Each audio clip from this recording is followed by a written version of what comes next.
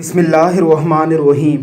افریقہ کے غریب ممالک اپنی تمام تر غربت کے باوجود بھی اسلام سے محبت کے حوالے سے مشہور ہیں۔ افریقہ میں کئی ملک تو ایسے ہیں جہاں کی 95% آبادی حافظ قرآن ہے۔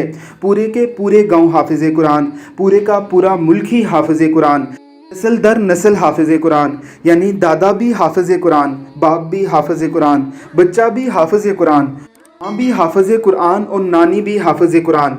بعض ممالک کے لیے تو کہا جاتا ہے کہ وہاں پر حافظ قرآن تو صرف وہ نہیں جو مسلمان ہی نہیں، ورنہ تمام کی تمام آبادی اللہ کے اس کلام کو میمورائز کیے ہوئے ہے۔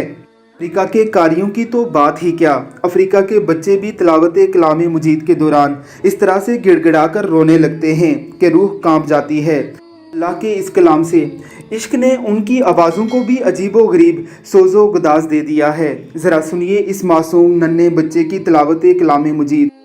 والذین فی اموالہم حق معلوم للسائل والمحروم والذین یصدقون بیوم الدین والذین هم من عذاب ربهم مشفقون ان عذاب ربهم غیر مأمون والذین هم لأماناتهم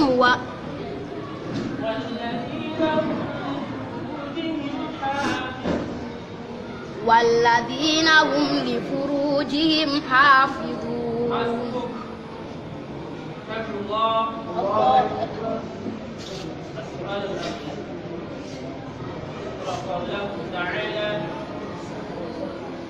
أعوذ بالله من الشيطان الرجيم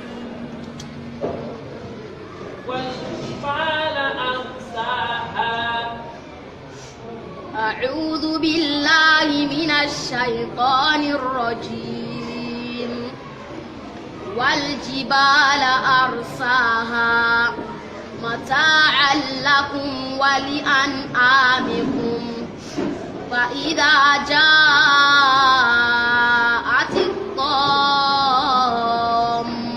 الكبرى يوم يتذكر الإنسان ما سعى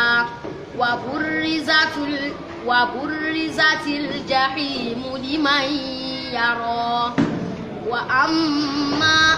فأما من خاف مقام ربه۔ تلاوت کلام مجید کرتے ہوئے اس کی آنکھوں سے نکلنے والا پانی اس کے اندر کی کیفیات کا غماز ہے۔ اللہ رب العزت کی ذات ہمارے بچوں کو بھی ایسے ہی محبت سے قرآن کریم پڑھنے کی توفیق عطا فرمائے، آمین ثم آمین۔